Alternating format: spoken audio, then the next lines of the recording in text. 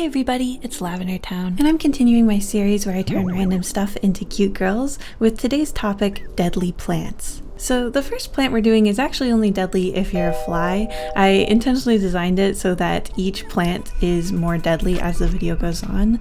This first plant is the Venus flytrap.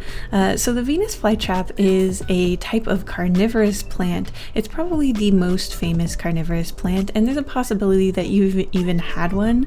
They're not too difficult to raise, though you do have to make sure that you're not scorching them in the sun, and that they have access to some kind of food. So most plants generate all their energy through photosynthesis, and all they really need is sunlight and maybe a little bit of plant food, but carnivorous plants like the Venus flytrap actually catch their food.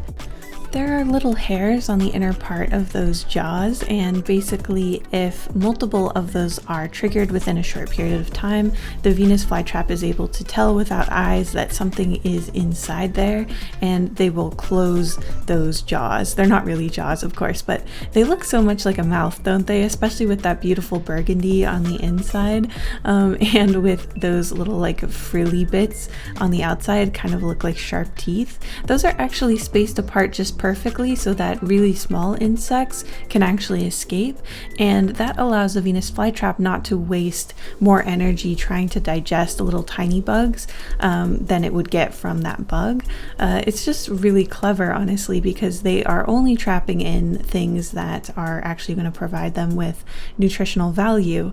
Now, why do they need to be carnivorous versus like a lot of other plants? They are actually able to photosynthesize, but the Venus flytrap is native to an area that has very nitrogen poor soil. So it's thought that the Venus flytrap basically evolved to eat bugs so that it could make up for that nitrogen deficit in the soil by eating flies and spiders and other things that wander into its mouth.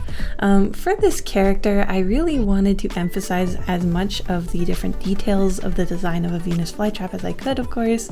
I wanted to put in this little like Tanghulu fly shish kebab thing. I just really wanted to emphasize, her fly trapping. And I also gave her a little fork with a beetle on it because they also eat beetles and all kinds of other bugs.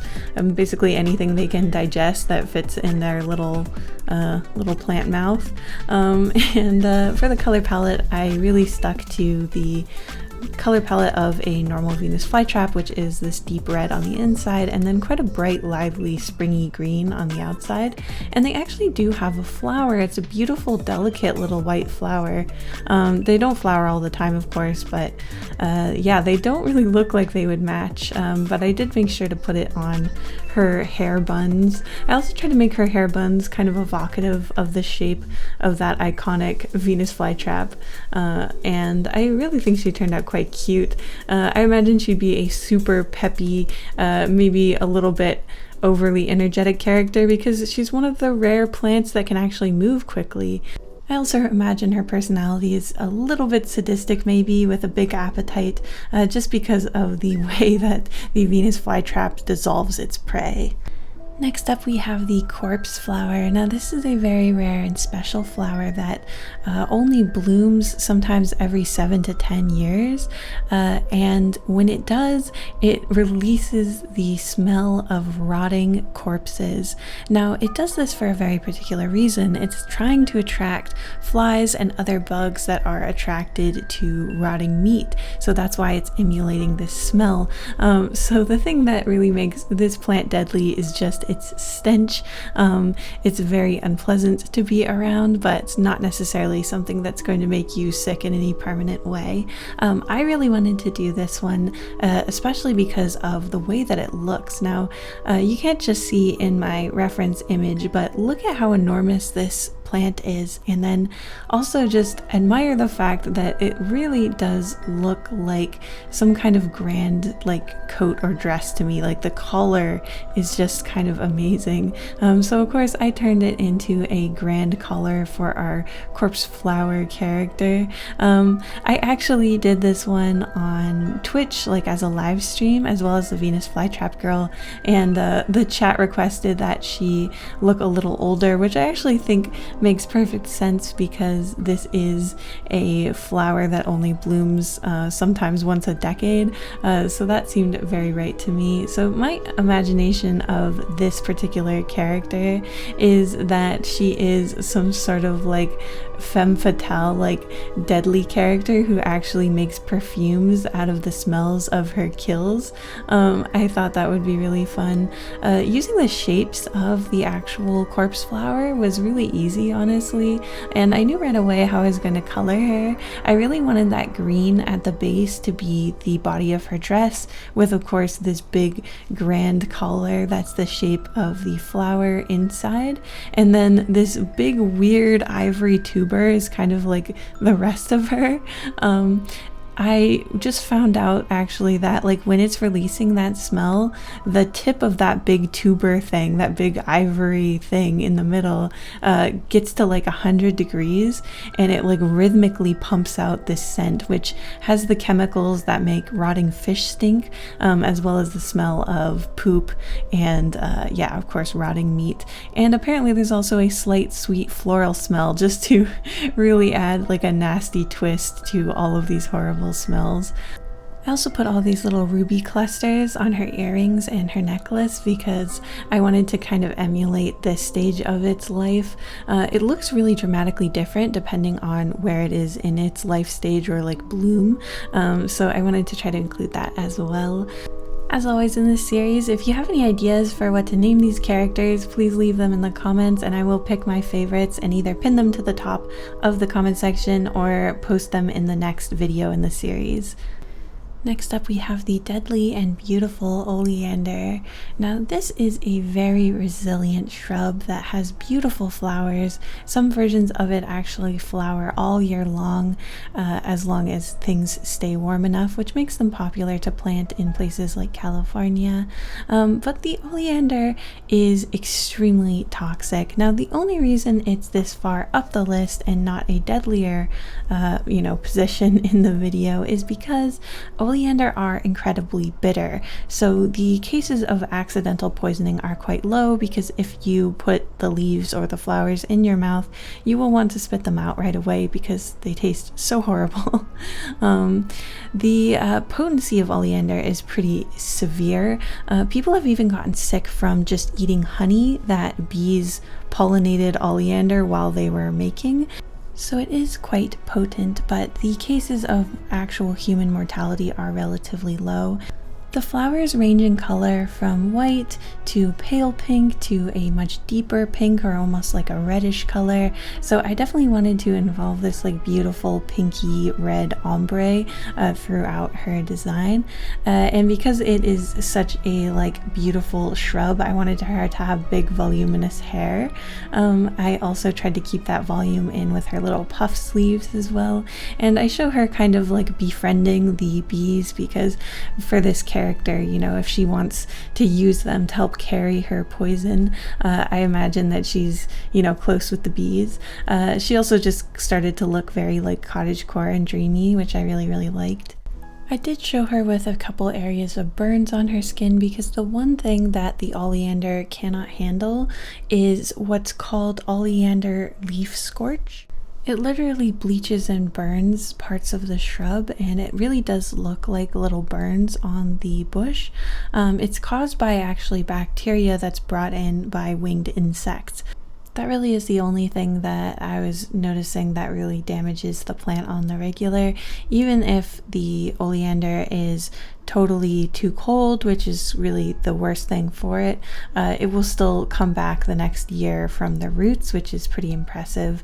They even use it on like partitions of highways because it's so strong. So I think that's really interesting. I really adhered to this pink and white ombre color palette, and I just thought it looked so cute. She's probably my favorite design so far. And I wanted to show her being kind of like nicer and more gentle because she does have a very low human body count. It's really nice of her to taste so bitter, unlike a lot of poisonous mushrooms, which taste pretty mild or similar to edible mushrooms, or other plants that seem to have okay berries that are actually poisonous. So I imagine she's sort of the gentle or more soft-spoken one, though she's definitely still very, very deadly. Next, we have an absolute killer. This plant has one of the most poisonous substances in all of nature in its seeds, and this is the rosary pea. Now, rosary peas have very, very beautiful seeds. They're shiny, they're very uniform, they're this gorgeous bright red color with a little black dot that kind of looks like ladybugs, and for that reason, they're very popular to be used in jewelry. However, if you eat even one of these, you could die. You probably will die because the rosary pea is phenomenally poisonous. It's like many times more poisonous than ricin. Inside the seeds is a toxin called abrin, which disrupts your body's ability to synthesize protein at the cellular level. If you consume it or get really any of it like into your skin, like if you accidentally prick the seed and then your skin, which can happen easily during jewelry making, you should expect to have severe gastrointestinal distress, vomiting, fever, seizures, and death. The seeds have been used as weapons before by being mashed up and then coated along the edges of spikes. This was mainly in colonial India. I designed the character mainly with these pea pods and the seeds as the main focus. I thought they could kind of turn into like a ponytail or like hair extension thing, and I wanted to keep the color palette really accurate. It has such a fascinating color palette. It has this like chalky black outer case that holds the seeds, and then the seeds of course are this brilliant ruby red color. They're super shiny. They're actually so consistent in size and weight that they used to be used as a way to measure things, which is really interesting. And of course, because it is used in jewelry, I put a lot of jewelry on her, just these little beads. I wanted her to look pretty maniacal, and I gave her some spikes in her hands because that is how it has been used as a weapon. I really wanted to make sure that she looked the most frightening out of all of our characters, since the rosary pea is so deadly. I highly recommend not using rosary peas for your jewelry. I just don't think it's worth the risk. I kept her really pale with these sort of yellowy jagged teeth. It's also a very hardy climbing plant, like it can climb up quite far. So I ended up trying to consider that in her design, but mostly just with these like little loops around her thighs and her arms.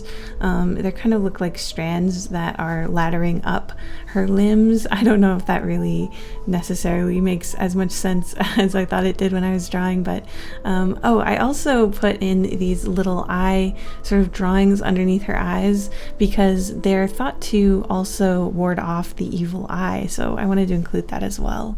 So let me know what you guys think about my deadly plants as cute characters. If you have any name suggestions, please leave them. If you'd like to hang out on the next live stream, I have a link in the description to my Twitch. Thank you so much for watching till the end, and I'll see you in the next one.